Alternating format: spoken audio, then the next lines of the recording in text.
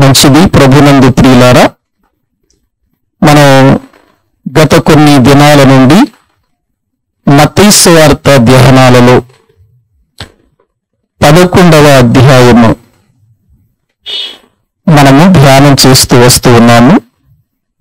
ఈరోజు కూడా మరికొన్ని మాటలు మనం దేవుని వాక్యములో నుండి చూద్దాం.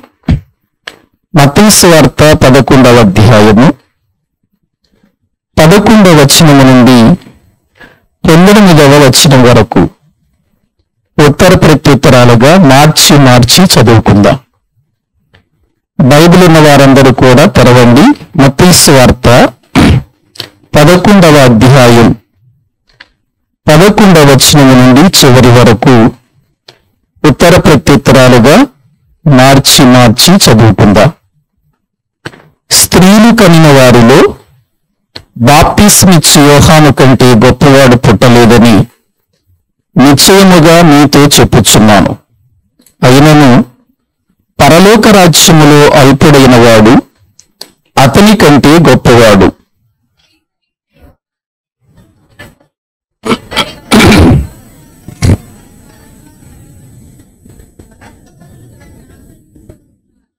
యోహాను కాలము వరకు ప్రవక్తలందరూ ప్రవచించుచూ వచ్చిరి, ధర్మశాస్త్రము సహా ప్రవచించుచుండెను.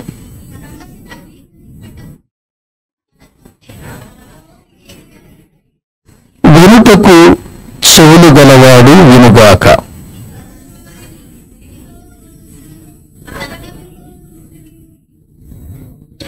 మీకు పిల్లనగ్రోవి ఊదితిని గాని మీరు నాట్యమాడరైతిరి, ప్రలాపించితిని గాని మీరు రొమ్ము కొట్టుకొనరైతిరని తమ చెలికాండతో చెప్పి పిలుపులాటలాడుకుని పిల్లకాయలను పోలియున్నారు.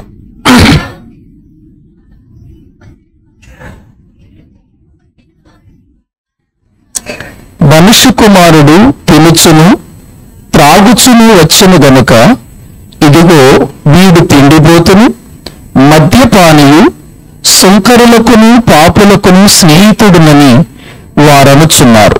అయినను జ్ఞానము జ్ఞానమని దాని క్రియలను బట్టి తీర్పు పొందుననిను.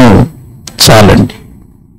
ప్రభునందు ప్రియమైనటువంటి దేవుని బిడ్డలారా, దైవ గ్రంథంలో మనము మత్తయి సువార్తను ధ్యానిస్తున్నప్పుడు 11వ అధ్యాయంలో మరి యోహాను గూర్చి, బాప్తిస్మిచ్చినటువంటి యోహాను గారిని గూర్చి ఎన్నో సంగతులు వ్రాయబడినట్లుగా ప్రభువైన యేసుక్రీస్తు వారు ఒక ప్రక్క యోహాను గొప్పవాడు అని చెబుతూనే మరో ప్రక్క అతని అల్పమైన జీవితాన్ని గురించి మాట్లాడినటువంటి సందర్భం మనం చూస్తున్నాం.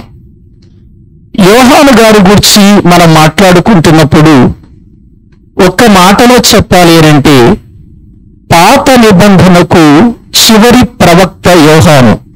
ఇక ఆ తర్వాత ప్రవక్తలు లేరు.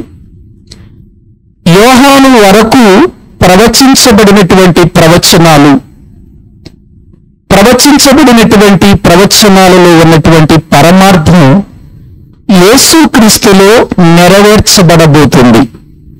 ఎందుకంటే పాత నిబంధన కాలములో ధర్మశాస్త్రములో కానివ్వండి, ప్రవక్తల గ్రంథాలలో కానివ్వండి, లేదు ఒకవేళ ప్రియులార కీర్తనల గ్రంథంలో కానివ్వండి, ప్రవచించినటువంటి ప్రవచనాల నెరవేర్పు మనకు యేసుక్రీస్తులో కనబడుతున్నట్లుగా దైవ గ్రంథంలో మనము చూస్తూ ఉంటున్నాం.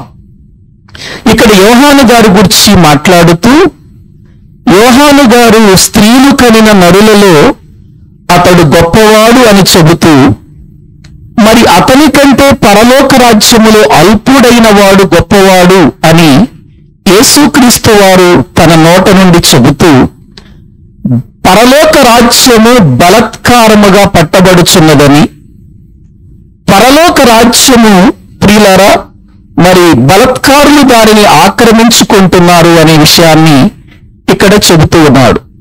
బలత్కారులు ఎవరో, బలత్కారముగా దేవుని రాజ్యము ఎలా పట్టబడుతుందో పోయినటువంటి దినాలలో మనము నేర్చుకున్నాం. ప్రియులారా, ఈ దినాన్న దేవుని వాక్యములో నుండి 13వ వచనము నుండి జరుగుతున్న విషయాలు మనము ఆలోచన చేద్దాం. యేసుక్రీస్తు వారు చెబుతున్న మాట గమనించండి. ఒకసారి 13వ వచనాన్ని మనం చదువుకుందాం. యోహాను కాలము వరకు ప్రవక్తలందరూ ప్రవచించుచూ వచ్చిరి, ధర్మశాస్త్రము సహా ప్రవచించుచూ ఉండెను. చాలండి. యోహాను కాలము వరకు ప్రవక్తలు ఏం చేస్తూ వచ్చారట? ప్రవచిస్తూ వచ్చారు. ప్రవచనం అంటే ఏంటి? ఏమండి, ప్రవచనం అంటే ఏంటి? ఊహను బట్టి గాని, మనిషి యొక్క ఇష్టాన్ని బట్టి గాని, మనిషి ఆలోచన బట్టి గాని జరిగేది కాదు. ప్రవచనము అనేటువంటిది ఎంత గొప్పదో బైబిల్ గ్రంథంలో మనము చూడగలిగితే, పేతురు గారు రాసినటువంటి 2వ పత్రిక చాలాసార్లు చదువుకున్నాం. మళ్ళీ సందర్భం వచ్చింది గనుక మనము తప్పనిసరిగా ఆ మాటలు చూడాలి. పేతురు గారు రాసినటువంటి ప్రియులారా 2వ పత్రిక 1వ అధ్యాయము. ప్రవచనం అంటే ఎలా ఉంటుందో దేవుని వాక్యములో నుండి చూద్దాం. 20-21 వచనాలు మనము చదువుకుందాం. పేతురు గారు రాసిన 2వ పత్రిక 1వ అధ్యాయము 20-21 వచనాలు మనము చదువుకుంటున్నాం. ఒకడు తన ఊహను బట్టి చెప్పుట వలన లేఖనములలో ఏ ప్రవచనమును పుట్టనని మొదట మీరు గ్రహించుకోండి అంటున్నాడు పేతురు గారు. పేతురు గారు మాట్లాడుతున్న మాటలు మీరు బాగా ఆలోచించండి. ఏమంటున్నాడు? ఒకడు తన ఊహను బట్టి చెప్పుటను బట్టి లేఖనములలో ఏ ప్రవచనము పుట్టదు. ఇది ముందు తెలుసుకోవాలి మనం.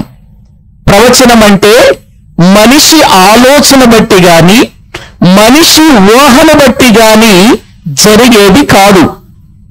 ఇక్కడ అది ముందు మనం గుర్తించాలట.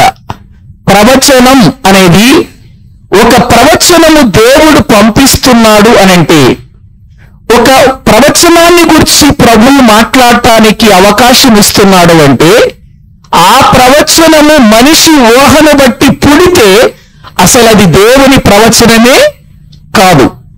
మనిషి ఊహను బట్టి. ఎందుకు ఈ మాటలు చెబుతున్నానంటే, నేటి దినాలలో ప్రవచనాలు అనే పేరట మనుషులే తమ ఊహలను బట్టి చెప్పేస్తున్నారు చాలా విషయాలు. గమనించండి.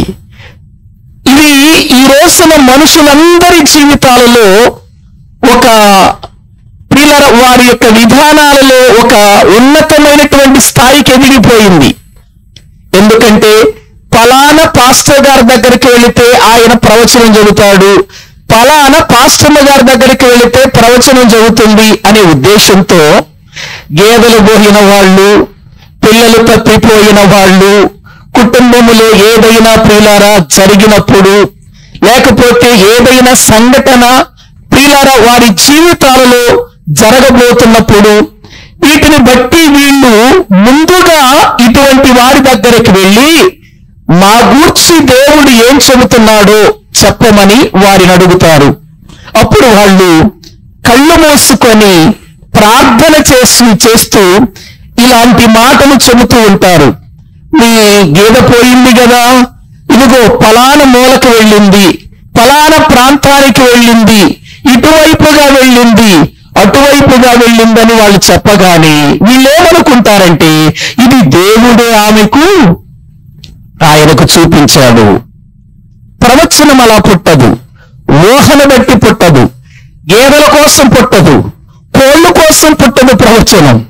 ప్రవచనము ఎప్పుడు కూడా ఒక ఉన్నతమైన స్థానము నుండి పుడుతుంది. అది పరలోకము నుండి పుడుతుంది. పరలోకపు దేవుని నుండి పుడుతుంది.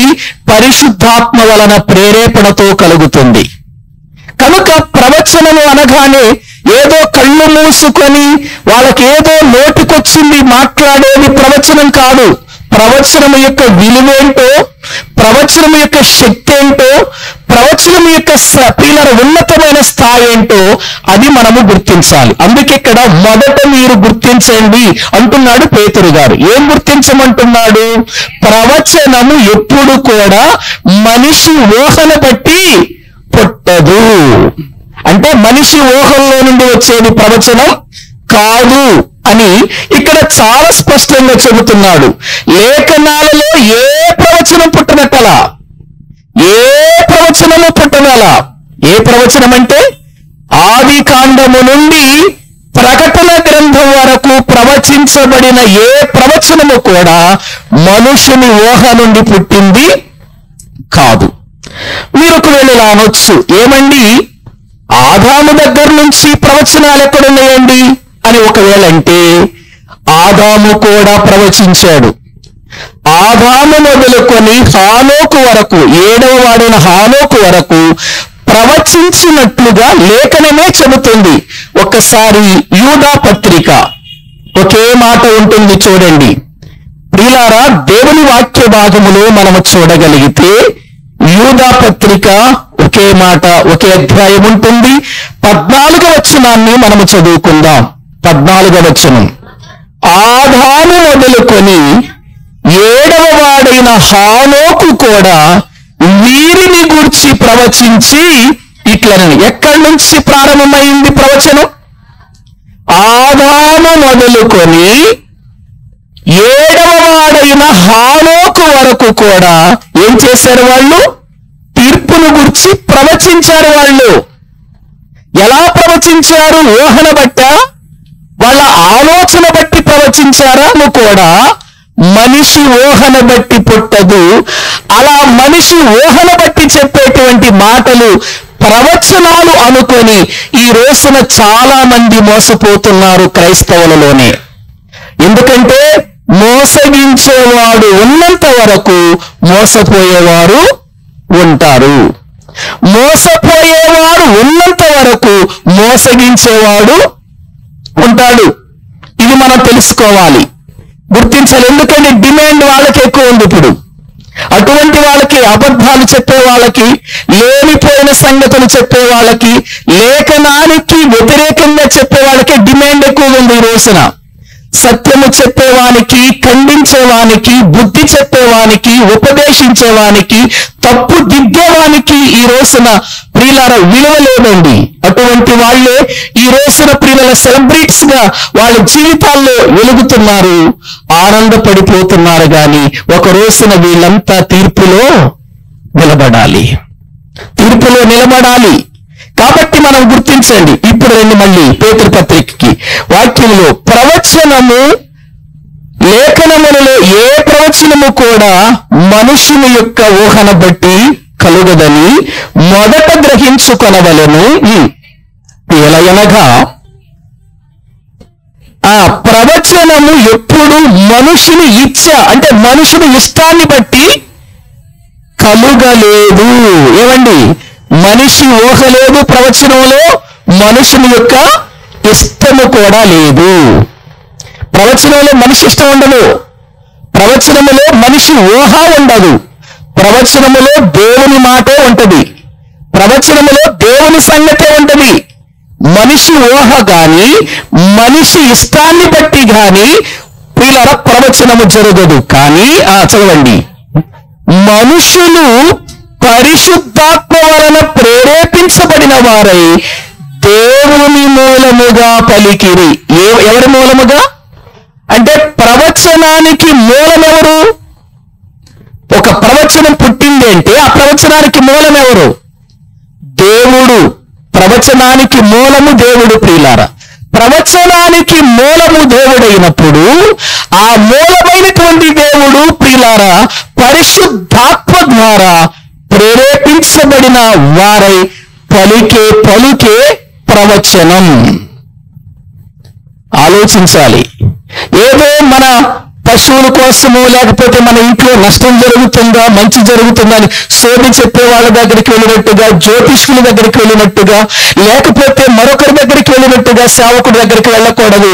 ఎందుకంటే సేవకుడు కూడా ఈ మాటలే చెప్పాలి తప్ప, ఈ మాటలు తప్ప ప్రక్కన పెట్టేసి మరొకటి నేను చెబుతానంటే అది నిజమైనటువంటి ప్రవచనం కాదు.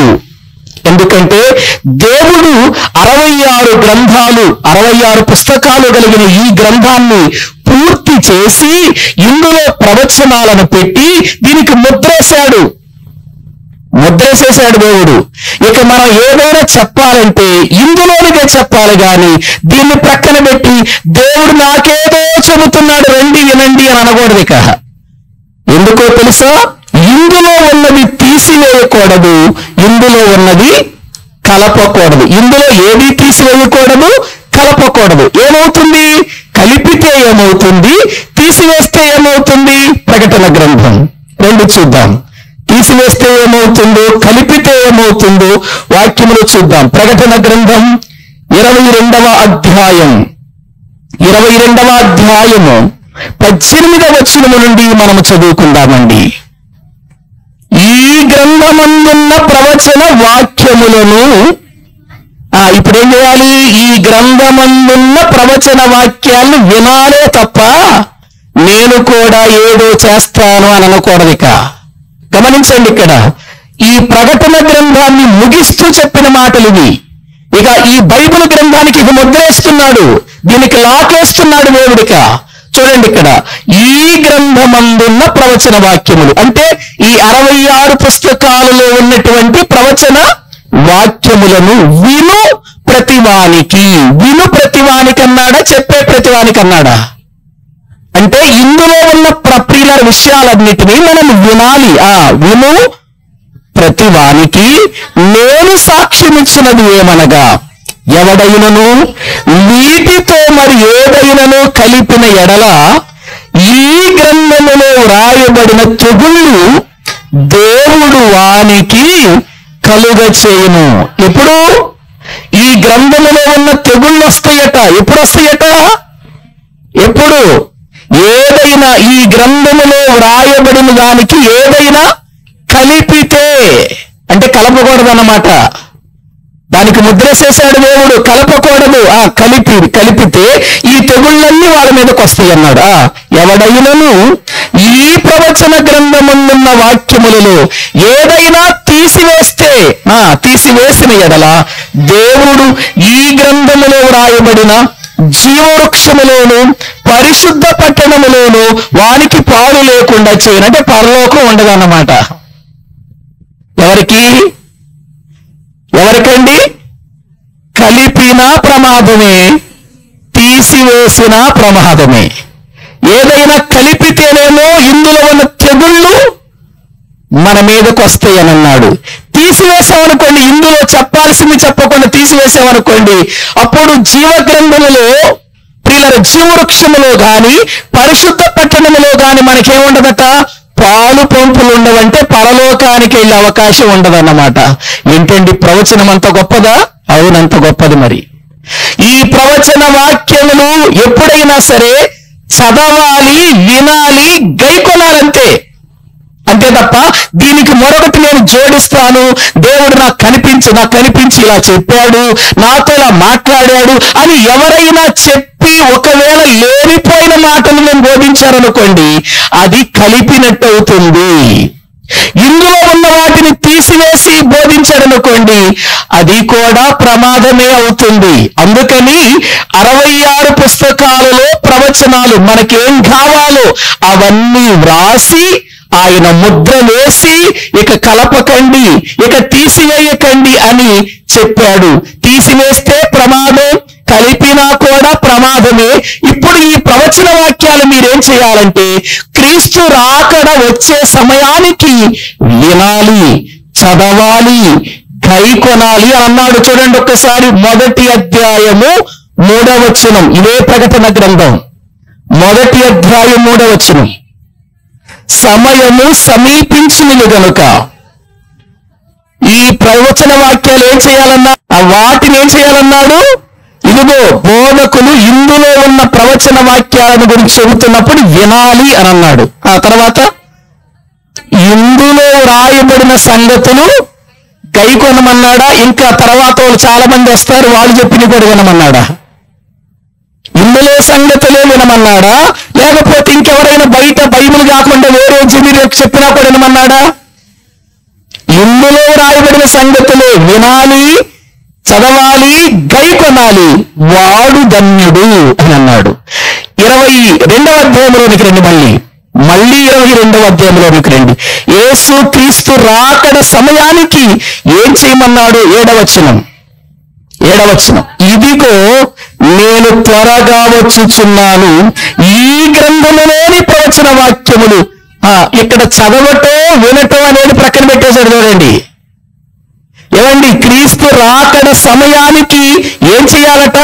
గైకొనటం జరగాలి, గైకొనాలి తప్పనిసరిగా. గైకొనటమే ప్రాముఖ్యం అని అంటున్నాడు ఇక్కడ. గైకొనటమే ప్రాముఖ్యం అంటున్నాడు. 10వ వచనం చదవండి.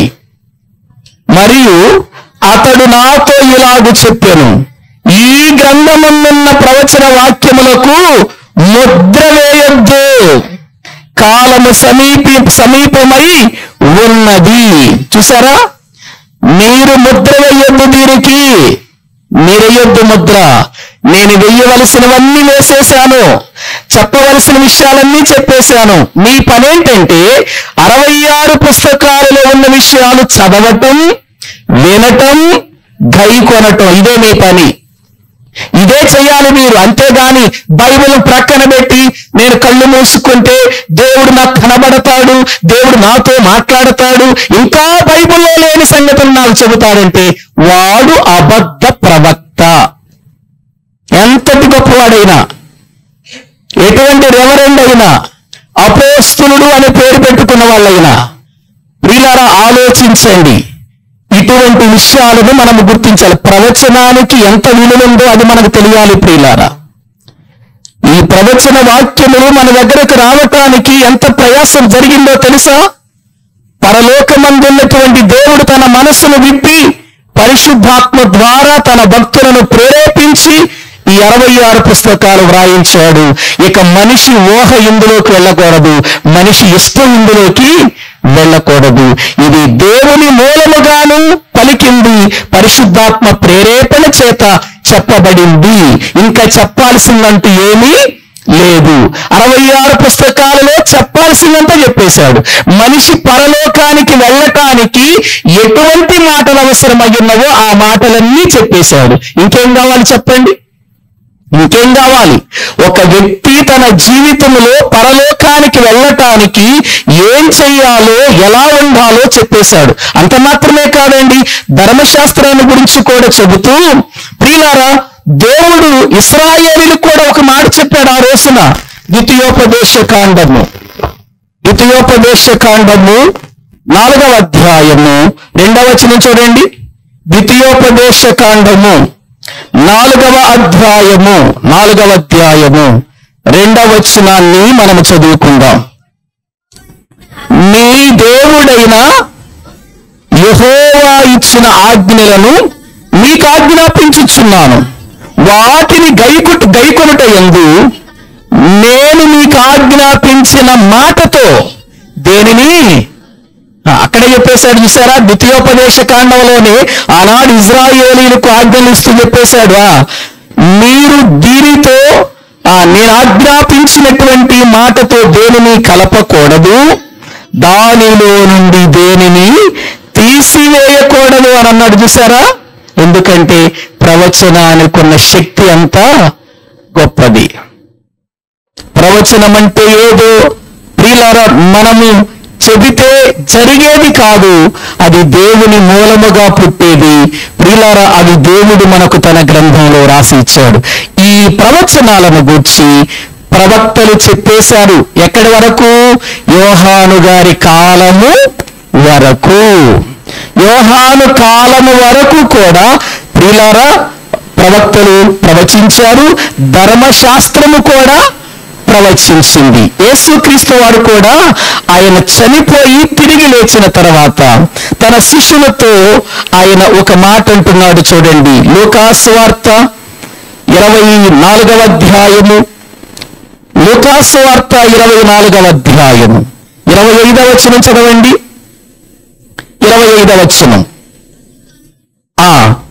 అందుకాయన అవివేకులారా, ప్రవక్తలు చెప్పిన మాటలన్నిటినీ నమ్మని మందమతులారా, క్రీస్తు ఇలాగు శ్రమపడి తన మహిమలో ప్రవేశించుట అగత్యము కాదా అని వారితో చెప్పి, మోషేయు సమస్త ప్రవక్తలను మొదలుకొని లేఖనములన్నిటిలో తన్ను గూర్చిన వచనముల భావము తెలిపేశాడా?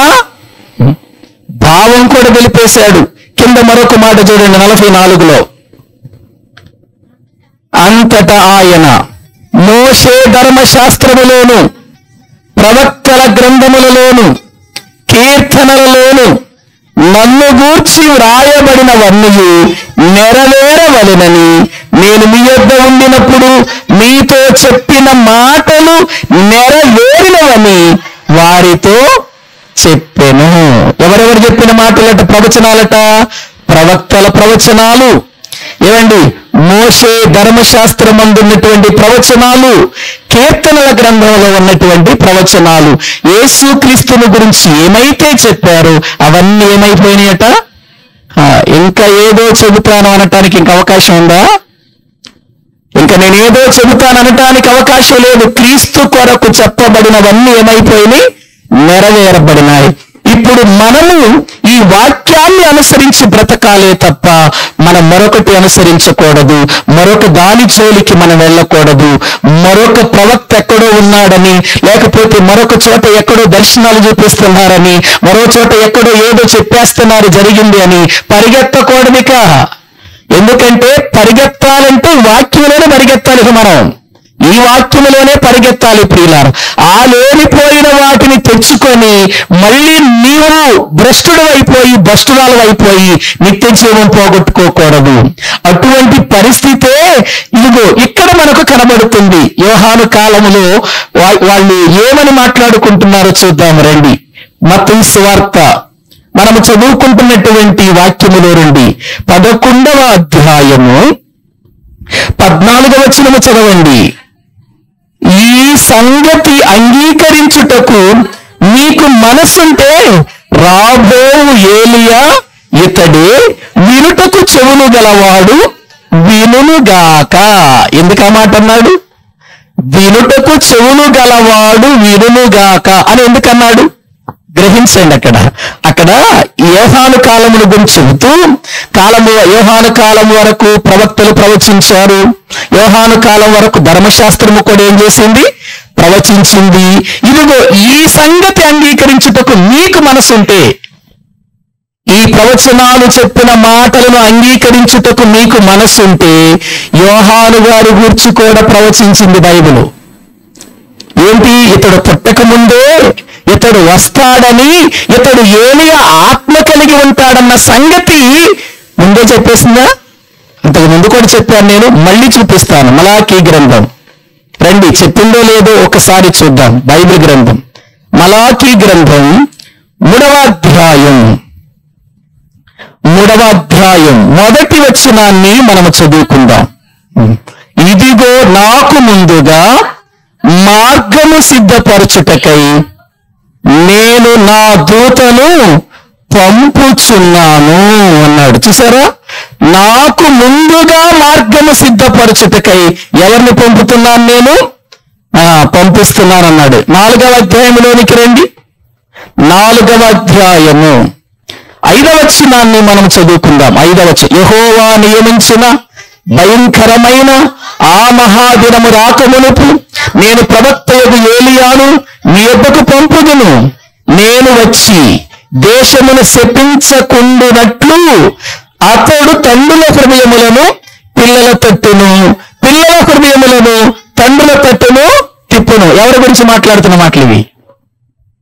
బాప్తిస్మిచ్చే యోహాను గారి గురించేగా ఈ మాటలు. ఎందుకంటే యోహాను గురించి మనం మాట్లాడుకున్నాం కదా. అంటే మలాకీ గ్రంథంలోనే ప్రవచించాడు ప్రవక్త. మలాకీ ప్రవక్త ప్రవచించాడు. మలాకీ గ్రంథానికి మత్తయి సువార్తకు మధ్యలో ఎంతకాలం? 400 సంవత్సరాల కాలం. మనం పేజీ తిరిగేగానే మలాకీ గ్రంథం పేజీ తిరిగేగానే మత్తయి సువార్త వచ్చేస్తుంది కాబట్టి వెంటనే జరిగింది అనుకుంటున్నారా? మలాకీ గ్రంథానికి మత్తయి సువార్తకు మధ్యలో 400 సంవత్సరాలు గడిచింది. ఈ 400 సంవత్సరాలు దేవుడు ప్రజలతో మాట్లాడటం మానేశాడు. దాన్ని ఏమన్నారంటే మౌన కాలం అన్నారు. మౌన కాలం ఎన్ని సంవత్సరాలు? 400 సంవత్సరాలు మౌన కాలం. ఇశ్రాయేలీయులు దేవుని మాట వినకపోవటాన్ని బట్టి, వాళ్ళు మాటి మాటికి దేవుణ్ణి ఏడిపించటాన్ని బట్టి, ఎంత బోధించినా, ప్రవక్తలు బోధించిన, బోధకులు బోధించిన, దేవుడు చెప్పిన మాటలు వారు వినకుండా లెక్క చేయలేదు గనుక 400 సంవత్సరాలను దేవుడు వారిని విడిచిపెట్టేశాడు. ఇక మీతో మాట్లాడనని మళ్ళీ దేవుడు ప్రియులారా మత్తయి సువార్త దగ్గరకు వచ్చేసరికి మళ్ళీ మాట్లాడుతున్నాడు. 400 సంవత్సరాల తర్వాత ఇక ఆ ప్రజల పరిస్థితి ఎలా ఉంటుంది? అందుకే ఆ పాడైపోయిన, ఆ చెడిపోయిన, ఆ దేవునికి దూరమైపోయిన, దేవునికి వ్యతిరేకంగా బ్రతుకుతున్న ఆ ప్రజలను ప్రియులారా సరైన మార్గంలో పెట్టడానికి పంపించబడిన దూతే, పంపించబడిన ప్రవక్తే తండ్రుల హృదయము పిల్లల తట్టుకును, పిల్లల హృదయమును తండ్రుల తట్టుకు త్రిప్పేవాడే ఎవరు చెప్పండి? యోహాను. చెప్పబడిందిగా.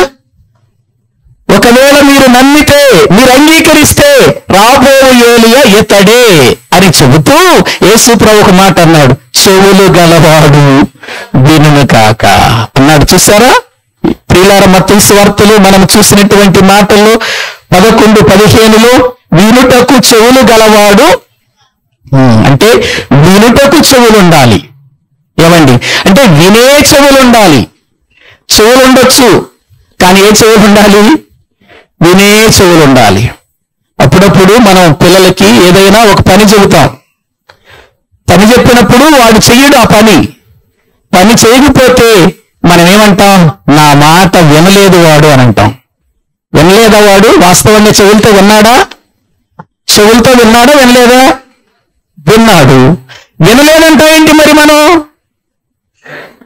ఏమండి మనం చెప్పిన మాట వాడు వినలేదంటే ఏంటి? మనం చెప్పిన మాట విన్నాడు, చెవులతో విన్నాడు కదా, మరి వినలేదంటే ఏంటి? ఏమండి నా కొడుకు నా మాట వినలేదండి, నా కూతురు నా మాట వినలేదండి, నేను చెప్పానండి నా మాట వినలేదంటారేంటి? అంటే వినటం అంటే ఏంటంటే అది కార్యము దాల్చినప్పుడే అది వినటం అవుతుంది. చెవులతో వినటం కాదు, కార్యము దాల్చినప్పుడే దాన్ని వినటం అవుతుంది. అలాగే ఇప్పుడు దేవుని మాట చెవులతో వినటం కాదు, దానిని మనం కార్యరూపం దాల్చాలి, దాన్ని క్రియారూపకంగా చెయ్యాలి, అప్పుడే విన్నట్టు అవుతుంది. అందుకే చెవి గలవాడు వినుగాక అనంటూ ఆ తరము వారు ఎలా ఉన్నారో చెబుతున్నాడు. చూడండి ఆ తరము వారు 16వ వచనం, ఈ తరము వారిని దేనితో పోల్చుదును? సంత వీధులలో కూర్చొని ఉండి మీకు పిల్లని గ్రోవి ఊదితిని గాని మీరు నాట్యమాడరైతిరి, ప్రలాపించితిని గాని మీరు రొమ్ము కొట్టుకొన రైతురని తమ చెలికాండతో చెప్పి పిలుపులాటలాడుకొను పిల్లకాయలను పోలి ఉన్నారట. ఆ తరం వారు ఎట్లా ఉన్నారట? పిల్లకాయలట. ఏ కాయలు? పిల్లకాయలు. చూడండి అంటే ఇంత దేవుని సంగతులు చెబుతున్నా, ఇన్ని లోతైన విషయాలు చెబుతున్నా, యేసుక్రీస్తు వారు ఎంతో తన నోరు తెరచి గొప్ప సంగతులు చెబుతున్నా వాళ్ళు ఎలా ఉన్నారట? పిలుపులాటలాడుకొని పిల్లకాయలను పోలున్నారట. పిల్లరా ఆలోచించారా? పిల్లకాయలు అనే మాట మనం ఎప్పుడు వాడతాము? పిల్లకాయలు అనే మాట ఎప్పుడు వాడతాం? ఆడంతండి పిల్లకాయ అండి నాకెంత చూసారా? ఎప్పుడు వాడతాము? వాడిని తీసేసినప్పుడు, వాడి విలువ లేనటువంటి సమయంలో వాడిని మాట్లాడతాం. వాళ్ళంతండి నాకిన్న పిల్లకాయలండి అని అంటాం. అంటే ప్రియులారు ఇక్కడ యేసుక్రీస్తు ప్రభు వారు మాట్లాడుతున్నాడు. వాళ్ళు ఏ విధమైనటువంటి రీతిలో ఉన్నారంటే సంత వీధుల్లో కూర్చొని ఉండి పిల్లల గురం ఊదితిని గాని మీరు నాట్యమాడరైతిరి. ఎందుకంటే ప్రియులారు ఇశ్రాయేలీయులలో ఈ పిల్లల గురములు ఓదటం సంతోషం జరిగినా దీని ద్వారానే కలుగుతుంది, దుఃఖము వచ్చినా కూడా వీటి ద్వారానే జరుగుతుంది. వాళ్ళకి ఏదైనా సంతోషం జరిగిందనుకోండి ప్రియులారు, అప్పుడు కూడా వీళ్ళ వాయిద్యాలు అలాగే ఉంటాయి. పిల్లల గ్రోవులు, పిల్లల తంతి వాయిద్యములు ఇవన్నీ ఉంటాయి. ఇవి జరుగుతున్నప్పుడు అక్కడ దుఃఖ స్వరం ఉంటుంది, అక్కడ ఆనంద స్వరం ఉంటుంది. అంటే అక్కడ ఆనందం ఏంటంటే ఆనంద స్వరం వినబడుతుంది. పిల్లల గ్రోవులు ఆనంద స్వరాన్ని వినిపిస్తారు. ఒకవేళ అక్కడ దుఃఖం అనుకోండి, దుఃఖ సంబంధమైన, మీకు అర్థమవుతాను చెబుతాను. మనకు పెళ్లిళ్లలో బ్యాండ్ మేళాలు పెడతారు కదండి. పెళ్లిళ్ళలో బ్యాండ్ మేళాలు పెట్టినప్పుడు ఏ పాటలు పాడతారు వాళ్ళు? పెళ్లికి సంబంధించిన పాటలు పాడతారు, ఆనందకరమైన పాటలు పాడతారు. ప్రియులారా, ఒకవేళ అది లోకస్తులైతే వాళ్ళు సినిమా పాటలు పాడి ఆనందంగా డ్యాన్సులు వేస్తారు అక్కడ. ఒకవేళ అదే చావు దగ్గర ఇవే వాయిద్యాలు వెళ్ళి అనుకోండి, అక్కడ ఆనందకరమైన పాటలు ఉండవు, అక్కడ పెళ్లికి సంబంధించిన పాటలు ఉండవు. అక్కడే పాటలు ఉంటాయి, చావుకు సంబంధించిన పాటలే ఉంటాయి అన్నమాట. వాయిద్యాలు ఉంటే గాని అవి సందర్భాన్ని బట్టి ఏమవుతుంది చెప్పండి, మారిపోతున్నాయి. అంటే వాళ్ళు ఆ విధంగా అక్కడ వాయిస్తున్నారు. అలాగే ఇక్కడ కూడా ఇదిగో మేము మీకు పిల్లని గ్రోవ ఊదితిని, కానీ మీరు నాట్యమాడరైతిరి, ప్రలాపించినా మీరేం చేయలేదు, రొమ్ము కొట్టుకొనరైతిరి అని తమ చెలికాండ్రతో చెప్పి పిలుపులాటలాడుకొన పిల్లకాయలను పోలి ఉన్నారు. అంటే అనుభవము లేని పరిస్థితి, ఆధ్యాత్మికమైన లోతుకు వెళ్ళని పరిస్థితి. ఆధ్యాత్మికమైన సంగతులు ఎన్ని చెప్పినా కొంతమందికి ఎక్కవో, లోతులోనికి వెళ్ళాలనుకోరు. వాళ్ళు అనుకున్నదే కరెక్ట్ అనుకుంటారు, వారు అనుకున్నదే ప్రియులారా నిజం అనుకుంటారు. వాళ్ళు పిల్లకాయలాగా నిండిపోతారు, అంతే. వాళ్ళు వినరు. చెవిగలవాడు వినాలి. సంగములతో ఆత్మ చెప్పుచున్న మాట చెవిగలవాడు వినుగాకను ప్రకటన గ్రంథంలో ఎన్నిసార్లు ఉందండి ఆ మాట? ఒకసారి ఆలోచించండి. ఒకనాడు సత్యాన్ని ఎరిగి లోతైన సంగతి తెలుసుకున్నటువంటి పౌలు గారు ఏమన్నాడు తెలుసా? నేను పెద్దవాడినయ్యాను, పిల్ల చేష్టలు మానేశానన్నాడు. చూడండి, కొరింథీయులకు రాసిన మొదటి పత్రిక 13వ అధ్యాయము. కొరింథీయులకు రాసిన మొదటి పత్రిక 13వ అధ్యాయము 10వ వచనము నుండి చదువుకుందాం. పూర్ణమైనది వచ్చినప్పుడు పూర్ణము కానిది నిరర్ధకమగును. నేను పిల్లవాడనై ఉన్నప్పుడు పిల్లవాని వలె మాట్లాడి తిని, పిల్లవాని వలె తలంచి తిని, పిల్లవాని వలె యోచించి తిని, ఇప్పుడు పెద్దవాడనై పిల్ల చేష్టలు ఏం చేశాను? మానేశాడా? ఏ చేష్టలో? పిల్ల చేష్టలు మానేయాలి. ఏమండి, పెద్ద అయిన తర్వాత యవన కాలంలోకి వచ్చిన తర్వాత చిన్నపిల్లల్లాగా నేను కూడా గురుగులాట ఆడుకుంటానంటే ఎప్పుడు కుదురుద్ది? కుదరదుగా. పెళ్ళైన తర్వాత గురుగులాట ఆడతావు, ఇక గురుగులు తెచ్చుకుని. పిల్ల చేష్టలు ఏం చేయాలి? మానేయాలి. అవి పిల్ల చేష్టలు. అవి పిల్లలు ఆడుకోవటం, వాళ్ళ విధానం వేరు. పెద్దవారమయ్యా, పిల్ల చేష్టలు ఏం చేయాలి? మానేయాలి. ప్రియులారా, పౌలు గారు అదే అంటున్నాడు. పూర్ణమైన వచ్చింది, సత్యవాక్యం నాకు తెలిసింది, సర్వసత్యము నాకు అర్థమయ్యింది. సర్వసత్యములోనికి నేను వచ్చిన తర్వాత నేను అంతకు మునుపు ఏం చేశాను? పిల్లవాని వలె మాట్లాడాను, పిల్లవాని వలె తలంచాను, పిల్లవాని వలె యోచించాను.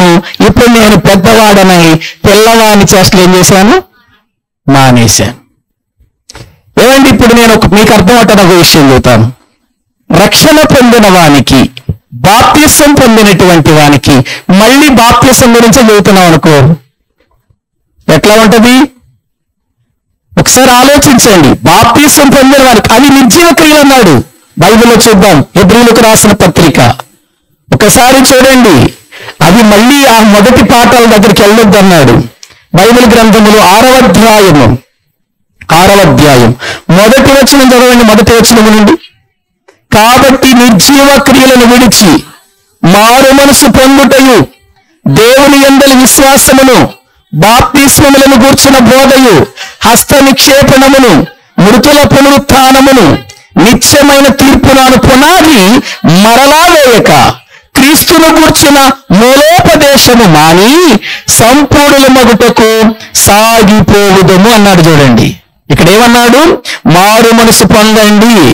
దేవుని యందలి విశ్వాసము, బాప్తిస్మములు గురించిన బోధ, హస్త నిక్షేపణము, మృతుల పునరుత్థానం, నిత్యమైన తీర్పు అనే పునాది మరలా వేయొద్దు. ఒకసారి వేసాంగా, ఒకసారి మారు మనసు పొందండి అని చెప్పాంగా, మారు మనసు పొందారుగా, బాప్తిసం పొందమని చెప్పాం కదా, బాప్తిసం పొందారు కదా, దేవుని మాటలు వింటున్నారు కదా.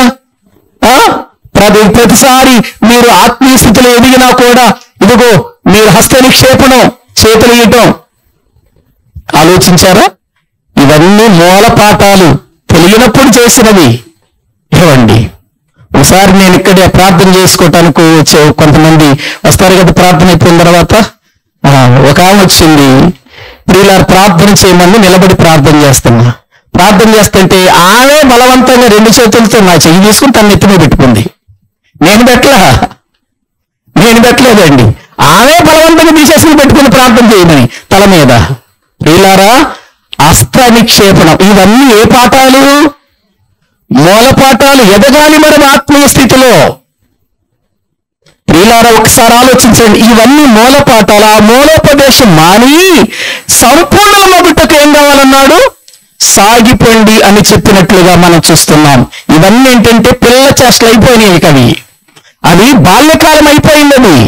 బాల్యకాలం అయిపోయిన తర్వాత ఇప్పుడు మళ్ళీ మనము బాల్యకాలములోనికి కాదు, బాల్య పాఠాలలోనికి కాదు, అనుభవంలోనికి రావాలంటాడు ప్రియులార పైన మనం చూస్తే. కాబట్టి ఈ దినమున వాక్యం వింటున్నటువంటి మన జీవితాలలో పిల్లకాయలను పోలినట్టుగా ఉండకూడదు. మనం పిల్లకాయలను పోలినట్టుగా ఉండకూడదు. వాక్యము చెబుతున్నప్పుడు వాక్యపు లోతేంటో మనం ఎరిగి బ్రతకాలి అని అంటున్నాడు. పైగా మళ్ళీ వీళ్ళు ఏమంటున్నారంటే, ప్రియులార వాక్యంలో మనము చూస్తే యేసు ప్రభు వారు చెబుతున్నాడు. యోహాను గారు వచ్చాడు కదా, యేసు ప్రభు వారికి ముందు యోహాను గారు కదా వచ్చింది, బాప్తిస్మం ఇచ్చే యోహాను కదా వచ్చి ఏం చెప్పాడు? మీరు మా దేవుని రాజ్యము సమీపించి ఉన్నది, మీరు మారు మనసు పొంది పాప క్షమాపణ నిమిత్తమై బాప్తిస్మము పొందండి అని చెప్పాడు.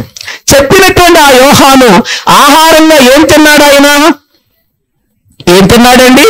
మిడతలు, అడవి తేనె ఆయన తిన్నాడు. ఆయన భోజనం చెయ్యలేదు కాబట్టి, మనలాగా ఆయన తిండి తినలేదు కాబట్టి ఆయన ఏమన్నారట? చదవండి అక్కడే, మత్తయి సువార్త, మత్తయి సువార్తలో 11వ అధ్యాయం, మత్తయి సువార్తలో 11వ అధ్యాయం 18వ వచనం చదవండి. యోహాను తినకయు త్రాగకయు వచ్చును గనుక వీడు దయ్యం పట్టినవాడు. ఏమన్నారండి? అర్థమైందా వాళ్ళకి యోహాను గారి గురించి? యోహాను గారి గురించిన ప్రవచనాలు అర్థమైనవి వాళ్ళకి? యోహాను గారి గురించి చెప్పబడిన మాటలు అర్థమైనయా? అర్థం కాలేదు. వాళ్ళు యోహాను గారు తినలేదు, మనలాగా తినలేదు, మనలాగా త్రాగట్లేదు కాబట్టి ఏం పట్టిందట ఆయనకి? తినటం మానేస్తే దయ్యం పట్టినట్ట. ఏమండి, అడిగితేనే అతడు మిడతలు తింటున్నాడు ఆహారంగా, అంత మాత్రాన అతడు దయ్యం పట్టినవాడా? దయ్యం పట్టినవాడండి. ఏమండి, మనం చైనా దేశస్తులను చూస్తే వాళ్ళు తినని పురుగులే ఉంది చెప్పండి. ఇప్పుడు వాళ్ళందరూ మనం దయ్యం పట్టిన వాళ్ళన్నావా? వాళ్ళు తినని పురుగే ఉంది చెప్పండి. ఇంక నయ్యో మనమన్నా కూర వండుకుని కాల్చుకుని తింటాం, వాళ్ళైతే పచ్చి తినేస్తారు. కప్పలు గాని, మిడతలు గాని, పురుగులు గాని, తేళ్లు కూడా తింటున్నారు వాళ్ళు పచ్చియే. మరి ఎట్లా తింటున్నారో అర్థం కాదు. వాళ్ళు చూసినప్పుడు మనం ఏమనుకుంటాం? నేను ఏంటో బాబు వీళ్ళు ఇలా తింటున్నారు అని అనుకుంటాం. ప్రియులారా, ఇప్పుడు యోహాను గారు అలా తినటాన్ని బట్టి దయ్యం పట్టింది అన్నారు. సరే, యేసుక్రీస్తు వారు వచ్చారు. యోహాను గారి తర్వాత యేసుక్రీస్తు వారు వచ్చారు. యేసుక్రీస్తు వారు వచ్చిన తర్వాత ఆయన తింటున్నాడు వాళ్ళకిలాగానే. వాళ్ళ మధ్యలోనే కూర్చుంటున్నాడు, భోజనం చేస్తున్నాడు, వాళ్ళ మధ్యలోనే కూర్చుంటున్నాడు, రొట్టెలు తింటున్నాడు, వాళ్ళ మధ్యలోనే కూర్చుంటున్నాడు, చేపలు తింటున్నాడు. తింటుంటే వీళ్ళేమన్నారు? తిండిపోతు. తినపోతే ఒక బాధ, తింటే ఒక బాధ. తినకపోతేనే దయ్యం పట్టింది అంటున్నారు, తింటేనేమో తిండిపోతు. చూడండి, యేసుప్రభుకి ఎన్ని పేర్లు పెట్టారు అక్కడ? 9వ వచనం, మనుష్య కుమారుడు తినుచును త్రాగుచును వచ్చిన గనక ఇదిగో వీడు తిండిపోతును, మద్యపానీయు, శూకర్లకును, పాపులకును స్నేహితుడని వారంటున్నారు. ఎవరంటున్న మాటలు ఇవి? పిల్ల చేష్టల్లో ఉన్నవాళ్ళు, ఇంకా వాక్య అనుభవం తెలియని వాళ్ళు. ఏమండి, వాళ్ళు తింటే మనకెందుకు, తినకపోతే మనకెందుకు? తిండి గురించి మాట్లాడటం ఏంటండి అసలు? ఏమండి, తిండి గురించి మాట్లాడటం ఏంటి? మనం కూడా చాలాసార్లు ఇటువంటి మాటలే మాట్లాడుతూ ఉంటాం. అమ్మో ఆయన బాగా తింటాడండి, అమ్మో ఆమె చాలా తినిద్దండి అన్నాం. ఆమె ఎప్పుడు తింటే నీకెందుకు? ఆయనండి అసలు తినడండి అన్నాం. ఆయన తినడండి. ఆయన తినకపోయినా నీకు నష్టమేనా? ఆయన తిన్నా నీకు నష్టమేనా? నీ కడుపు ఏదో నువ్వు చూసుకోరాదు, వాళ్ళ కడుపు సంగతి నీకెందుకు? నీకు ఆకలి అయితే నువ్వు తిను, ఆకలి కాకపోతే మాని. ఆకలితో సంబంధం ఏంటి? ఎవరో తింటున్నారని వాళ్ళ మీద పడి ఆడటం ఎందుకు? ఎవరో తింటలేదని వాళ్ళ గురించి ఎందుకు వెక్కిరించటం? తినేవాడు తింటాడు, తిననివాడు తినడు. తినేవాడు తినని వాని గూర్చి తీర్పు తీర్చకూడదు, తినేవాడు తినని వాని గూర్చి తీర్పు తీర్చకూడదు. తిననివాడు తినేవాని గూర్చి ఏం చేయకూడదు? తీర్పు తీర్చకూడదు. తినేవాడు తిననివాణిని, తిననివాడు తినేవాణిని ఏమాత్రం కూడా తీర్పు తీర్చకూడదని బైబిల్ చెబుతుంది కదండి. బైబిల్ చెబుతుంది కదా. కాబట్టి తిండిని గురించి కాదండి ఇక్కడ మనకు కావాల్సింది. కొంతమందికి తిండే కావాలి. ఒక ఆమె అంటుందిలే, ఏమంటే ఆదివారం వేరే చర్చిలో ఆదివారం భోజనాలు పెడుతున్నారు, ఇక్కడ పెట్టలేదు కనుక అక్కడికి వెళ్తున్నానంటుంది. ఏంటంట? ఆదివారం ఇక్కడ భోజనాలు పెట్టట్లేదట, ఆదివారం ఎక్కడో పెడుతున్నారట భోజనాలు, అక్కడికి వెళ్తున్నాను అండి అని అంటుంది. ప్రార్థనకు రావట్లేదు ఏంటని అడిగితే, ఓహో అంటే ఇప్పుడు ఆమె దేనికి సంబంధించిన వ్యక్తి? పిల్లకాయ. ఎవరు? వాక్యం కాదు వాళ్ళకి కావాల్సింది. ఏం కావాలి? పిండి. కొంతమంది ఉంటారు ప్రార్థన అని అంటే భోజనాల ప్రార్థన, బూందీ ప్రార్థన. ఏమండి ఏమంటారు? చోట ప్రార్థన అండి రెండేంటే భోజనాల ప్రార్థన, బూందీ ప్రార్థన. ఎంత అంటే బూందీ ప్రార్థన, భోజనాల ప్రార్థన. అంటే మనకు కావలసిన వాక్యం కాదు అక్కడ. ఏం కావాలి? భోజనాలు అన్నమాట. ఉపవాస కొడుకులు అయితే రారు వీళ్ళు. ఉపవాస కొడుకులు పెట్టామనుకో 3 రోజులు రారు. భోజనాల ప్రార్థన పెట్టండి, పరిగెత్తుకొస్తారు. పిల్లకాయలను పోలిన వాళ్ళు వీళ్ళంతా. వాక్య సంబంధులు కాదు వీళ్ళంతా. లోతైన సత్యము తెలిసిన వాళ్ళు కాదు వీళ్ళంతా. యోహాను గారు తినకపోతేనేమో దెయ్యం పట్టిన వాడు అన్నారు. యేసు ప్రభు తింటేనేమో ఆయన్ని దెయ్యం పట్టే. ప్రియులారా ఆయన ఏమన్నారు? తాగుపోతూ, తిండిపోతూ, శంకరులతో పాపులు. ప్రియులారా పాపులతో ఏం చేస్తున్నాడు అతడు? స్నేహం చేస్తున్నాడు. ప్రియులారా అందుకే ఈ సందర్భాన్ని ముగిస్తూ ఒక అద్భుతమైన మాట చెప్పాడు. అయినను జ్ఞానమను దాని క్రియలను బట్టి తీర్పు పొందును. జ్ఞానం ఏమండి? సామెతల గ్రంథంలో మనం జ్ఞానాన్ని గురించి ఎంతగా చెప్పుకుంటున్నామండి మనం. జ్ఞానం. కాబట్టి ఇప్పుడు మనకు దేవుని పిల్లలముగా మనకు కావలసింది శారీరక తిండా, ఆధ్యాత్మికమైన తిండా మనకు కావాల్సింది. దేని గురించి మనం ఆలోచించాల్సింది? ప్రియులారా ఆధ్యాత్మికమైన ఆకలితో రావాలి, ఆధ్యాత్మికమైన భోజనం చేయాలి, ఆధ్యాత్మికమైనటువంటి ఆహారముతో మనము ఎదగాలి. అది జ్ఞానం. ప్రకృతి సంబంధమైన శరీర సంబంధమైన వాటితో కాదండి. కాబట్టి యేసు క్రీస్తు వారు ఎంత చక్కగా చెబుతున్నాడో చూడండి. వాళ్ళలాగా మీరు ఉండొద్దు, జ్ఞానము అని. ప్రియులారా దాని క్రియలను బట్టి ఏమవుతుందన్నాడు? తీర్పు. అంటే దాని పిల్లలు అన్నాడు కింద, పిల్లలను బట్టి. మరి చెప్పండి, మీరు తిండి పిల్లలా? శారీరకమైన తిండి పిల్లలా? ఆధ్యాత్మికమైన తిండి పిల్లలా? ఏ పిల్లలం మనం? ఏమండి యేసుక్రీస్తు వారు ఆయన్ని వెంబడిస్తుంటే అదే మాట అన్నాడు ఆయన. మీరు క్షయమైపోయే ఆహారం కొరకు నన్ను వెంబడిస్తున్నారు కానీ అక్షయమైన ఆహారం కొరకు నన్ను వెంబడించట్లేదంటాడు. చూడండి యోహాను సువార్త. చూడండి యేసు ప్రభునట వాళ్ళు ఎందుకు వెంబడిస్తున్నారు చూద్దామండి. వాక్య భాగములో యోహాను సువార్త 6వ అధ్యాయము బైబిల్ గ్రంథములో 25వ వచనం నుండి చదువుకుందాం. సముద్రపు టబ్బరిని ఆయనను కనుగొని, బోధకుడా నీవు ఎప్పుడెక్కడికి వచ్చితవని అడుగగా, యేసు మీరు సూచనలను చూచుట వలన కాదు గాని రొట్టెలు పూజించి తృప్తి పొందుట వలనని నన్ను వెతుకుచున్నారని మీతో. యేసు ప్రభు వారట వీళ్ళకి చెప్పకుండా ఆయన దోణెక్కి కపెర్నహూముకి వెళ్ళిపోయాడు. ఆయన అవతల వైపుకి వెళ్ళిపోయాడు. వీళ్ళంతా యేసు ప్రభువేడు అని వెతుకుతున్నారు. వెతుకుతూ వీళ్ళు కూడా చివరికి అక్కడికి వెళ్ళిపోయిన తర్వాత యేసు ప్రభుతో అంటున్నారు, ఏంటి ప్రభు నువ్వు ఎప్పుడు వచ్చావు ఇక్కడికి, మాకు చెప్పకుండా వచ్చావేంటి అని అడుగుతున్నారు. ఏదో పెద్ద భక్తి కలిగిన వాళ్ళలాగా, ఏదో పెద్ద భక్తి కలిగిన వాళ్ళలాగా, ఏదో వాక్యం వినే వాళ్ళకలాగా, చక్కగా దేవుని సన్నిధిలో కూర్చునే వాళ్ళగా అడుగుతున్నారు, ఏంటి ప్రభు నువ్వు ఎప్పుడు వచ్చావు ఇక్కడికి, మాకు చెప్పకుండా వచ్చావేంటి, మాకు చెబితే మేము కూడా నీ వెనకాలే వచ్చేవాళ్ళం కదా అని అంటున్నారు. అప్పుడు ప్రభు అంటున్నాడు, మీరు రొట్టెలు భుజించి తృప్తి పొందుట వలననే నన్ను ఏం చేస్తున్నారు అంటే, ఎందుకు వస్తున్నారు యేసు ప్రభుతో? ఆయన దగ్గరికి వెళ్ళిపోతే ఎక్కడికి వెళ్ళినా మీటింగులో 5 రొట్టెలు 2 చేపలు 5,000 మంది పంచిపెడుతున్నాడు. ఇంటి దగ్గర అయితే మనం తయారు చేసుకోవాలి, పిండి తెచ్చుకోవాలి, పిసుక్కోవాలి, రొట్టెలు తయారు చేయాలి, మళ్ళీ చేపలు తెచ్చుకోవాలంటే మళ్ళీ కొనుక్కొచ్చుకోవాలి, ఆ చేపలను ఏం చేయాలి, మళ్ళీ శుభ్రం చేయాలి, అవన్నీ కూడా మళ్ళీ మనం కాల్చి తినాలి. ఇదంతా ఎందుకు? యేసుప్రభు వెనకాల పడితే, యేసుప్రభు వెనక్కి వెళ్ళిపోతే 5 రొట్టెలు 2 చిన్న చేపలు, అబ్బో 5,000 మందికి పెట్టేస్తున్నాడు.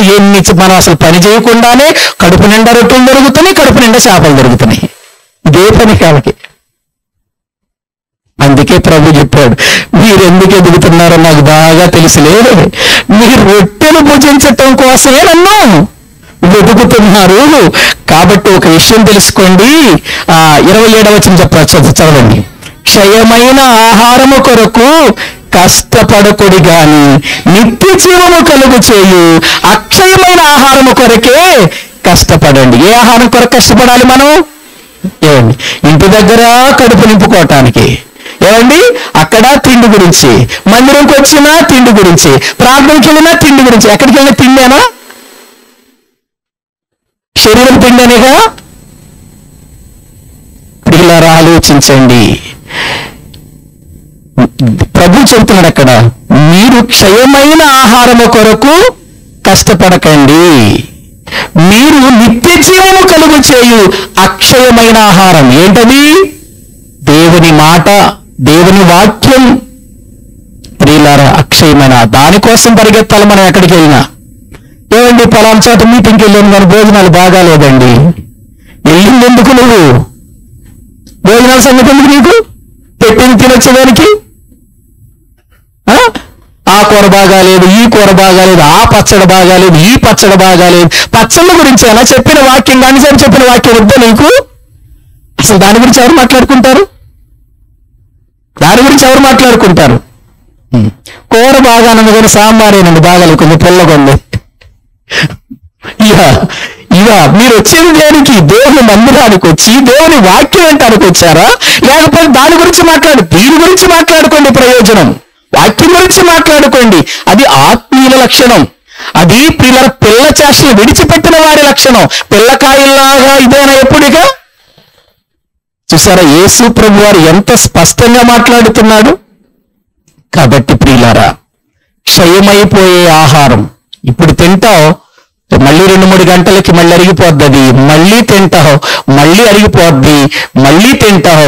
దీనికోసం ఇంత కష్టపడుతున్నావే, నీకు నిత్య జీవాన్ని కలిగించే, పరలోకానికి చేర్చే, ప్రభువుతో కూడా కూర్చోబెట్టే జీవాహారమైన దేవుని వాక్యం కోసం ఎందుకు ఎదగట్లేదు మీరు? కాబట్టి జ్ఞానమని ప్రియులారా ఏం చేస్తుందట? తీర్పు తీరుస్తుందట. కాబట్టి ఆధ్యాత్మికమైన జ్ఞానవంతులుగా ఆధ్యాత్మికమైనటువంటి వాక్యము కొరకై ప్రయాసపడదాం. శరీరపు తిండి కోసం కాదు మనం ప్రయాసపడవలసింది. పరలోకానికి వెళ్ళాలి. పరలోకానికి వెళ్ళే మార్గాన్ని గురించి, పరలోకపు సంగతులను గురించి ఎక్కడ బోధిస్తారు, ఎవరు బోధిస్తారు, అక్కడికి పరిగెత్తాలి. మనం తిండి పెట్టే దగ్గరికి కాదు పరిగెత్తాల్సింది. ఆశలు చూపు లాక్కుంటారు వాళ్ళు, నిన్ను ఆత్మీయ బలహీనలు చేస్తారు. కడుపు నిండా అన్నం పెడతారు కానీ ఆత్మీయ బలహీనలు చేస్తారు. నీ ఆత్మ బలహీనము కాకూడదు. ప్రభు రాకడలో ఉన్నాం మనం. కాబట్టి ప్రియులారా, ఎప్పటికప్పుడు మనం సిద్ధంగా ఉందాం. పిల్ల చేష్టలు విడిచిపెట్టేద్దాం. ఆత్మీయులుగా జ్ఞానవంతులముగా పరిపూర్ణత మన మధ్యకు వచ్చింది. మనము ప్రియులారా, ఇదిగో పౌలు వలె, నేను పిల్లవాని వలె ఒకనాడు తలంచాను, పిల్లవాని వలె మాట్లాడాను, కానీ ఇప్పుడు పెద్దవాడిని అయ్యాను. అందుకే పిల్ల చేష్టలు ఏం చేశాను? వాడేద్దాం. మనకు కావలసింది వాక్యం. వాక్యముతో మన హృదయాలు తృప్తి పొందాలి. నిత్య జీవం కొరకై మనము సిద్ధపడాలి. అటువంటి ఉన్నతమైన అనుభవంలో మనము జీవించటానికి మనము దేవునికి అప్పగించుకుందాం. తలలు వంచండి, ప్రార్థన చేసుకుందాం. అందరూ కూడా తలలు వంచండి ప్రియులారా, ప్రార్థన చేసుకుందాం. అందరూ కూడా మోకరించి ఒక్క నిమిషం రేపటి నుండి జరిగే షాబాద్ మీటింగుల కోసం ఒక్క నిమిషం ప్రార్థన చేయండి. ప్రభువా, మా ఆత్మలకు కావలసిన మంచి ఆహారముతో మీ దాసులను తీసుకురండి నాయన. మా ఆత్మలు బలపడాలి నాయన. క్రీస్తు కోసం మేము బ్రతకాలి, నిత్య జీవం పొందాలి నాయన. తండ్రి, నీతో కూడా మేము పరలోకములోనికి రావాలి, నీ దగ్గర ఉండాలి అని అంటే ప్రభువా, మాకు కావలసింది క్షయమైపోయే ఆహారము కాదయ్యా, అక్షయమైన ఆహారము కావాలి అయ్యా. శరీర సంబంధమైన తిండి కోసం కాదయ్యా, ఆత్మ సంబంధమైన తిండి కోసం మేము పరుగులెత్తుతాం అని మనము దేవుని వాక్యము కొరకు సిద్ధపరచుకుందాం. మంచి వాతావరణాన్ని దేవుడిచ్చినట్లుగా ప్రభు సన్నిధిలో మనం ప్రార్థన చేసుకుందాం. అందరం కూడా ఒక్క నిమిషం అందరూ కూడా నోరు తెరచి రేపటి నుండి జరిగే షాబాదు మీటింగుల కొరకై మనం ప్రార్థన చేద్దాం. ప్రభువా, మీ దాసులను మంచి వాక్యములతో మా మధ్యకు తీసుకురండి. మీ వాక్యముతో మమ్మల్ని బలపరచండి నాయన. వాతావరణాన్ని మీ స్వాధీనంలో ఉంచుకోండి. అన్యుల మధ్యలో మీ సువార్త అక్కడ అద్భుతంగా జరగటానికి, అనేకులు విని మార్పు చెందటానికి తగిన సహాయం చేయండి ప్రభు అని ప్రార్థన చేద్దాం. అందరం కూడా ఒక్క నిమిషం అందరం ప్రార్థన చేద్దాం. ప్రియ పరలోకపు తండ్రి, మీ ఘనమైన శ్రేష్టమైన నామానికి వందనాలు చెల్లిస్తున్నాము నాయన.